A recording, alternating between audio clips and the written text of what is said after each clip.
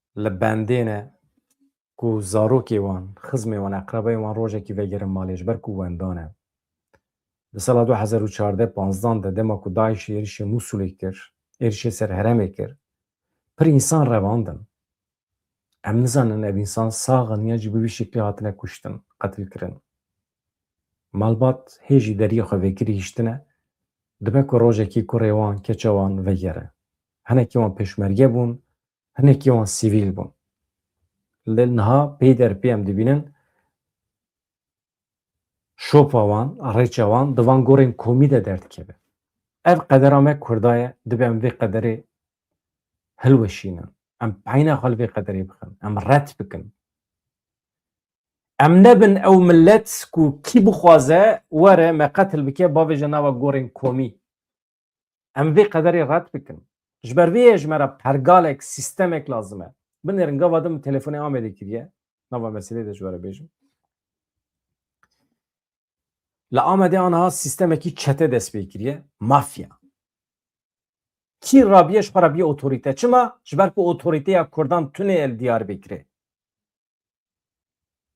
Herkes hukûqa xwe, edaleta xwe êdî bi xwe pêk tîne. Kî radibe 5 kes, 10 kes di nava xwe de çete kom dikin, yani navê xwe dikin nizam çi, diçin xiraş digirin ji karsazan, ji dikandaran, feqîr fuqareyan, ji dewlemendan.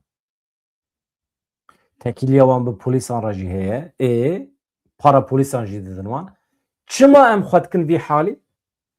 Çima otorîteya me ya Kurdan tune ye? Çima em rê didin van çeteyan ku li Amedê, li paytexta Amedê derkevin holê? Em heq nakin. Em weke millet heq nakin. Çawa li derekî weke Dêrsimê kurê valî, kurê polîs radibe bi rûmeta keşkekî me Gulîstan do ku dilîze, dikuje, wenda dike û 7 sal di ser re derbas dibe ne lêpirsîn ne tişt. Ya vana cesereta xwe ji ku derê digire? Otorîteya Kurda hebiya mîna zemanê berê. Kî dikarî bû cesaret bikira rabe destrêjî keşkekî Kurd bike? Emrê wan însanan 5 roj nebû. Wê demê ba. Otorîteya siyasî lazim e. Otorîteya siyasî ne ji bo însanên ku siyasetê dikin rexne dikin. Otorîteya siyasî ya Kurd lazim e ji bo wan kesên ku ew qasa bêexlaqî dikin, rezaletê dikin, destrêjî jinan dikin, keça xwe dikuje, jina xwe dikuje, mêrê xwe dikuje, xiq nake. Otorîteya siyasî lazim e ji Kurda re. Ne ji bo pêşîgirtina azadiyê, ne ji bo ku were devê me band bike bêje neaxife. Neaxifim çi dikim, neaxifim temam. Ama ki valahiya otorîteya siyasî wê her bidome. Jinê me werin tecavüz kirin. Çete wê derkevin xeraj bixwazin ji karsazên me. Tamam devê xwe band dikim ha, band vay. İşte re. Devê xwe band dikim. Tu çi qezenç dikî? Çi qezenç dikî yani? Tamam ez neaxifim. Ez neaxifim rastî diguhere? Ya eybe ya. Çi yani? Band nakim. Ji ber vê yekê band nakim. Vê ji bîr bikin. Bandman tune ye.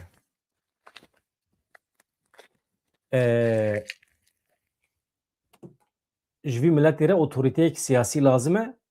Hem ji bo asayişê, hem ji bo pêşî li siyaseta dewleta Tirkiye li Bakurê Kurdistanê were girtin. Ew qas. Otorîteya siyasî li Rojavayê Kurdistanê lazim e ji bo pêşî li pêşketina wan çeteyên Şamê bigire. Çeteyên Şamê tên heta her derê hatine. Otorîte lazim e ya. Nere edîm tiştek din lêzê dikim. Berê min digot serweriya axa coğrafyê an hedibêm otorîteya siyasî lazim e. Otorîteya me ya siyasî hebiya kurekê me 18 salî dikarî bû çek û sîleh bigirta biçe biketa dibistanê gule biraşanda. Na. Çima? Çünkü wê tekîliya wî kurekê bi me re hebiya. Ew ê tevlî perwerdehiya me bibiya. Ew ê maqûltir biya. Ew ê çareseriyê neçûya di êrişê de nedîta. Ew ê bigota komela min heye, hevalê min hene, Sınıfı da mame. Min lise derbas nekiriye. Ne meseleye? Alternatif fekidin heye. Jiyaneki alternatif heye. Ji pergala mektebi a dijmin baştire. Mektebi me hebiya.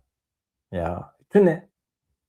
Akurek ji sınıfı derbas nebiye. Hirspiyet çema musiko hemi insanat kuje. Çima bejim.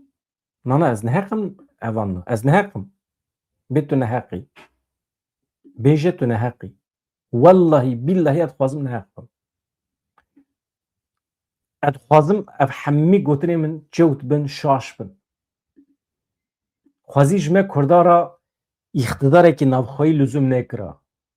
Otoriteyekî lüzum nekira. Otorite çi ye? İxtidar e ya. Me negotiye hemî bibin on başî werin ser serê me serê me xin. Me wisa em nabêjin. Em bêjin pêşî li bêexlaqiya berfireh bigirin ku însan neçin, insana nekujin. İnsana neçin, insan neçin çetecîtî nekin ya. Ya pir zorê min çû ya. Vêsibez hînbûme ku li Amedê bi dehan çete anha ava bûne ya. Ji bo Nevzat Bahtiyar yek ji gumanbarên kuştina Narîn Güran e 17 sal ceza hat birin. Li wî li Nevzat Bahtiyar 17 sal ceza hate birin. Mahkemekirina Nevzat Bahtiyar ku cezayê wî di doza kuştina Narîn Güranê de hatibû betalkirin îro encam da 17 sal ceza lê hate birin.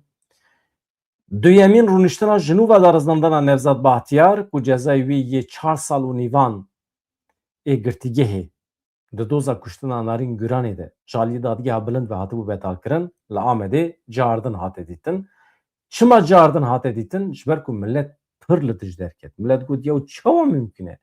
Nevzat Bahtiyar diçe bedena Narîn ya Narîn Güranê digire diçe vedşêre û ji bilî wî delîl û îspat tune mêrik li xwe mukirtê îtiraf dike û 4 sal û nîv ceza didire. Millet îtiraz kir, millet dîn bû, millet meşru mîtînga li derxist. Ferdên malbatê ku tu delîl û îspat tune di destê dewletê de di destê mehkemê de hed jî tune ne. Kesekî îtiraf jî nekiriye ama 4-5 ferdên malbatê ömür boyu ceza dane wa. Yani cezayê heta hetayê. Adaleta dewleta Tirkiye ev e. Divê cinayeta Narînê de tiliya dewleta Tirkiye heye. Me hê jî eşkere nekiriye. Me hê jî pê derneaniye. Dewlet li pê çi ye? Çima meseleya kuştina keşkekî 11-13 salî ji bo dewletê ew qasa mühim e ku hemî ferdên malbatê aniye bi cezayê müebbetê ceza kiriye. Çima? Çima yani? Diya keşke ya. Ya diya keşke çeke hat kuje yani.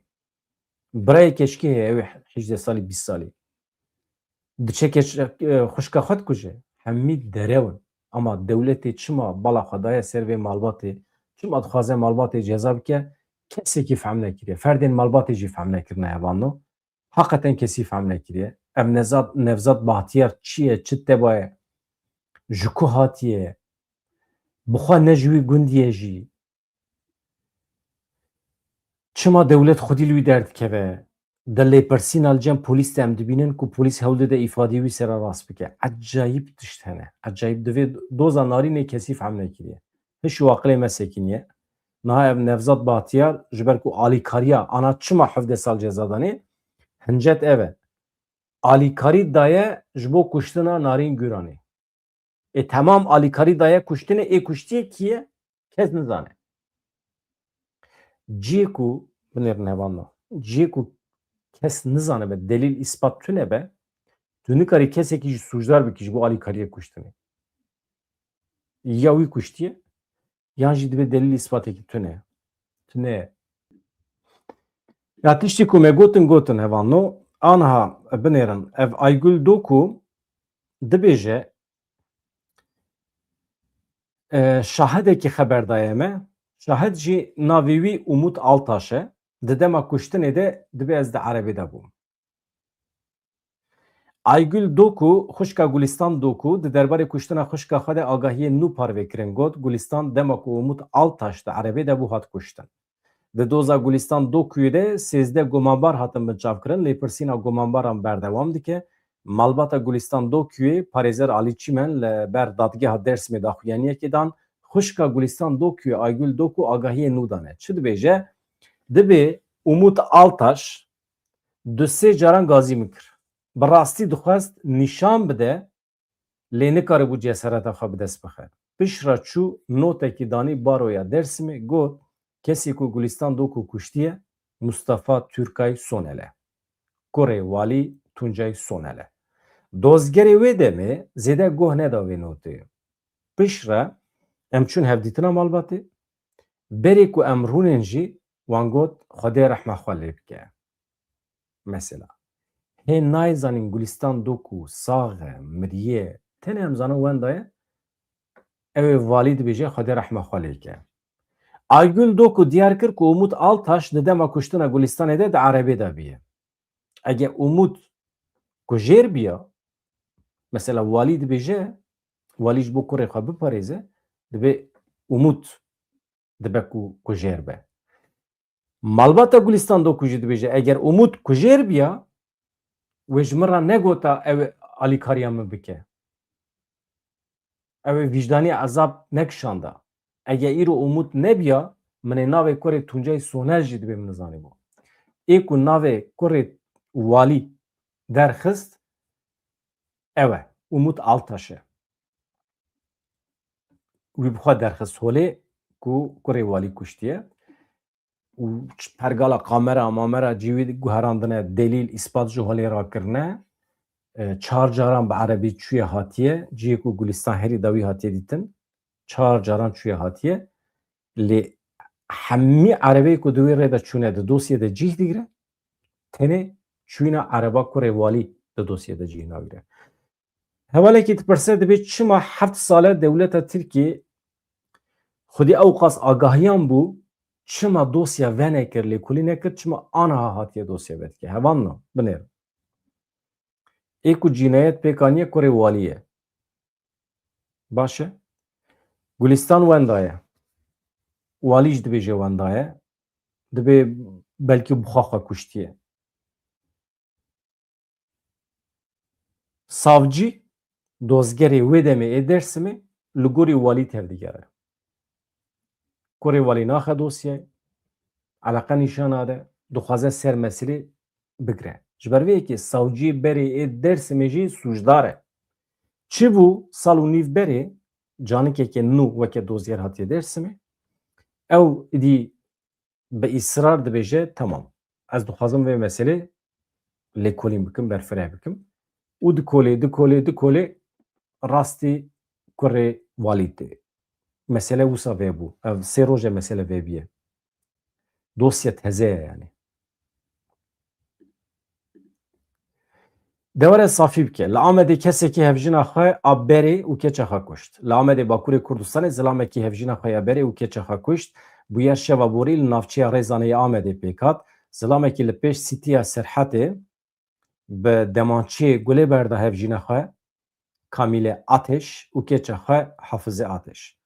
Di êrişê de Kamîle Ateş û keça wê Hafizê Ateş jiyana xwe ji dest dan. Heta niha sedemê vê êrişa çekdarî nayzanîn. Sedem çi dibe bila bibe. Ez ne taraftarım merû di nûçeya de jî binivîsîne. Sedemê wê ne mühîm e.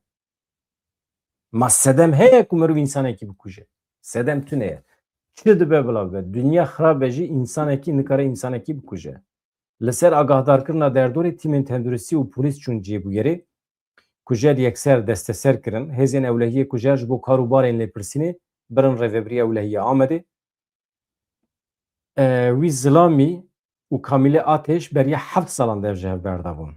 Ji hev cuda bûbûn yani. Nûçeyekî din mijwara got yani îro bültena min serî heta dawî cînayetin. Mesela jina ku di çemê Munzûrê de mirî hate dîtin nasname wê diyar bû. Jina ku li çemê Munzûrê ya Dêrsimê de hat dîtin navê wê Sultan Öz e 55 sal ye dayika sê zarokan e. Hevjînê wê Kemal Öz jî beriya 10 salan li gund di êrişa Hirçê de miribû. Bûyer di saetên sibê de li ciyê Mavî Köprû yani pira şîn a li ser çemê Munzûrê qewimî li gorî agahiyan welatiyên ku dîtine ku jinekî di nava avê de tê şûştin agahî dane navenda banga acîl ya 312 Piştî vê yekê tîmên Afadê çûneciye bu yerê, polis çûneciye bu yerê, cenazeyê ku ji aliyê noqvanan ve ev dikeve bin avê însana digerin ew ji avê hatiye derxistin cenaze ji bo otopsiyê birine nexweşxaneya dewletê ya Dêrsimê. Di lêkolînên piştre de hate tespîtkirin ku ew jin Sultan Öze 55 sal ye, dayîka sê zarokan e, sedemê mirina wê hê jî tê lêkolînkirin em nizanin.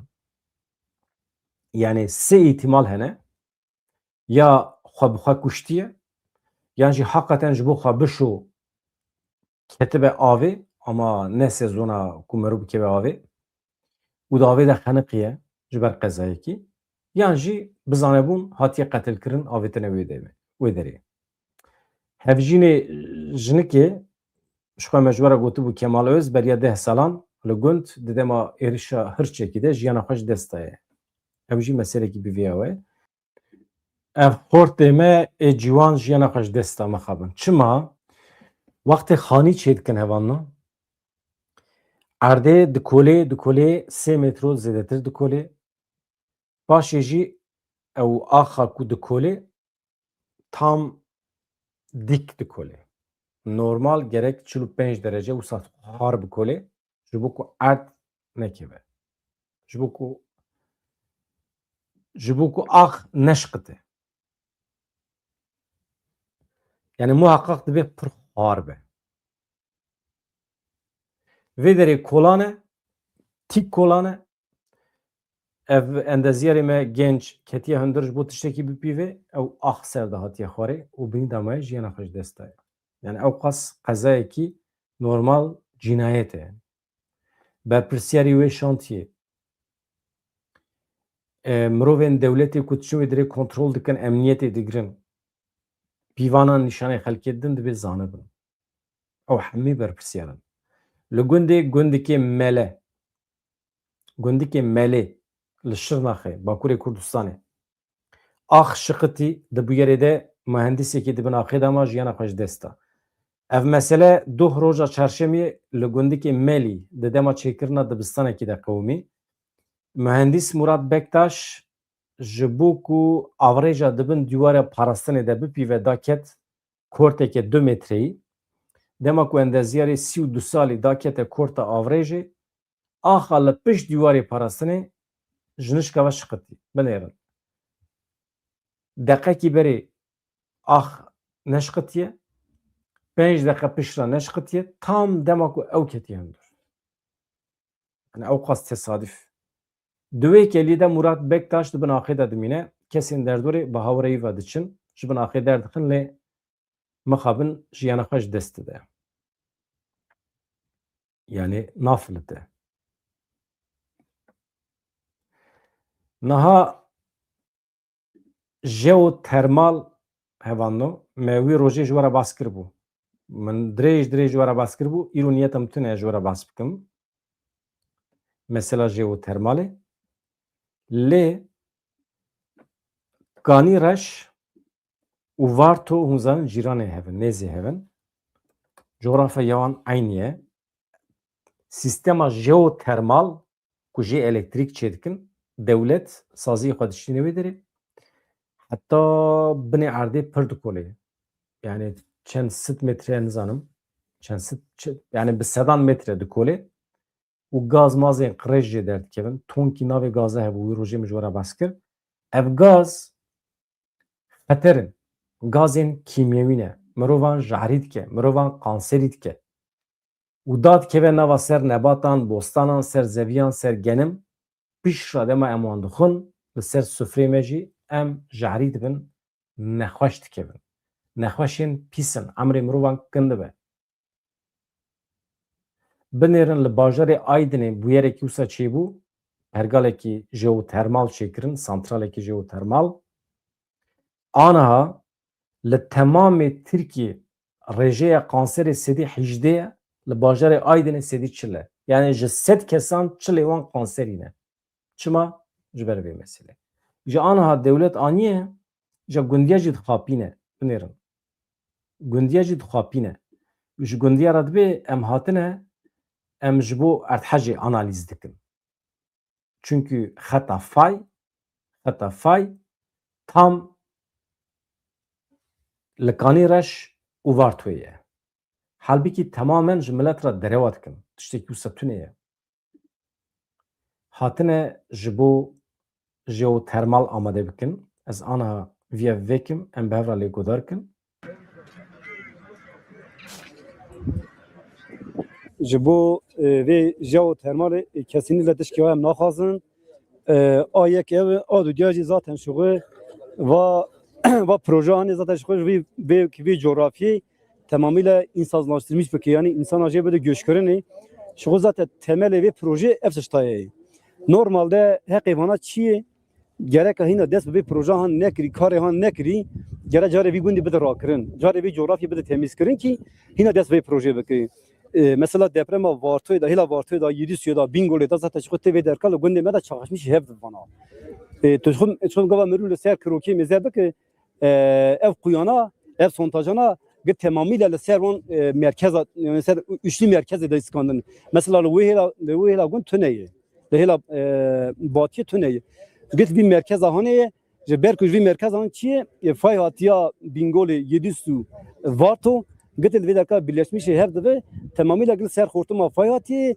zaten şuxwe termal jî mena wî ew ku li ser fay hatiyê bixe gava li ser fay hatiyê xwe zerara en mezin deprem riska wî zêde ye hat vê derka mesela xebatê xwe çê kirin tu kesekî nego ji bo jeotermalê hat vê derka em gelek bu alîkarî jî me xwarin dayê me çay dayê me cila alîkarî kir me millet dayê tebliğ şuxulî gava şuxulî got ji bo depremê got em anazîl dikir ji bo depremê got em tê şuxulandinê gava ji bo depremê jî şuxulan dûra na derket kî ji bo jeotermalê şuxeval tişta dizî nevase tişta û xiyanetî neva roja ewil digot ji bo jeotermalê ya qet tu resmî kî da tu resmî qurum kî da jî ji me re tu yazikî jî natî ji mextara jî natî tu kesekî ra jî ji bo reza me bigire diye tu kesekî natî cem e em naxwazin çê bibe yani em qarşûviyayê em çiyayê xwe erdê xwe tiştê xwe nadiwan yani em nayê li were em misade nakin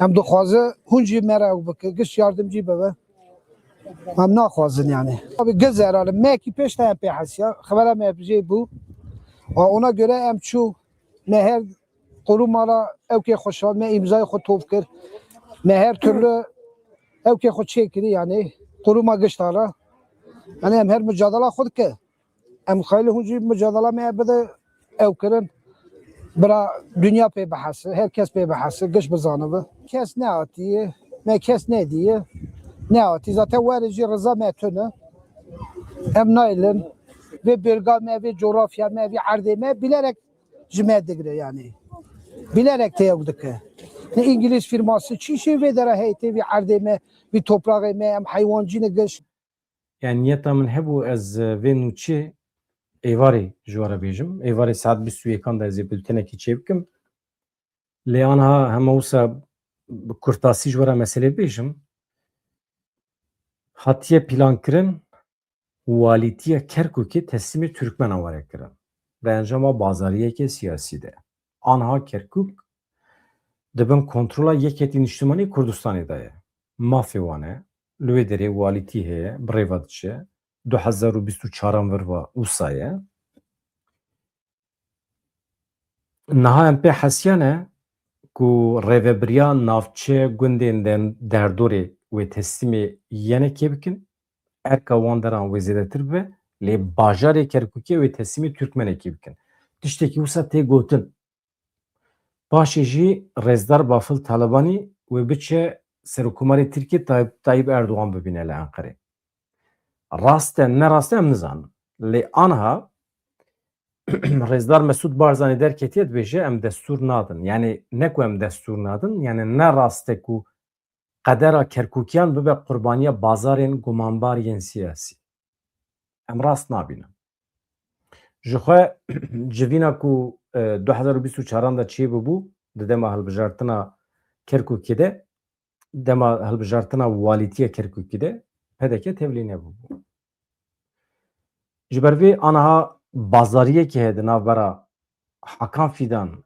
û yenekê de vana tenê gotin in îdan e ez tam nizanim îdan e Yani qasî ku tê gotin. Yani Hakan Fidan çûye bi yenekê re dîtin pêkaniye gotiye eger hûn aniha hûn mafê xwe yê walîtiya Kerkûkê hûn teslîmê Türkmenan bikin em ê di berdêla wî de wisa hin mafan bidin we yan jî pêşiya we vê bikin. Mesûd Barzanî vê yekê red dike. Yani divê gerek nebe. Yani dengê ew raya Kurdan ku dane walîtiya Kerkûkê waliyê Kerkûkê nikare waran bike çentê xwe bibe teslîmê Türkmenan bike. Mesele ew e. Ez xatir ji we dixwazim mala we ava hûn her hebin. Gelek kêfxweşim ji ber hebûna we. Hevalê nebûne abone heme bibin abone ji kerema xwe re mühîm e. Ji bo pêşxistina kanalê mühîm e. Nava xelkê de eyb e. Eyb e kanalê Kurdî wisa kêm bimîne. Ya jî êm me yani feq nake. Yani em Kurdî bi kar nehînin. Em xwe tim bi pişt Kurdî de veneşîrin ez wî jî naxwazim. Yani naxwazim tim xwe di pişt Kurdî de veşêrim. Yani kalîta bernama me ne tenê ji ber aliyê wê Kurdî ye. Em agahiyan jî didin we em şîroveyên rast dikin, şîroveyên di deqa xwe de dikin. Pir aliyê me hene em çîroka ji we re dibêjin. Tiştên ilmî em bi we re parve dikin. Maqaleyên nivîskarên navnetî wê em bi we re parve dikin. Pir aliyê me hene ji bilî Kurdî. Me got erê. Silav rêzdem baş.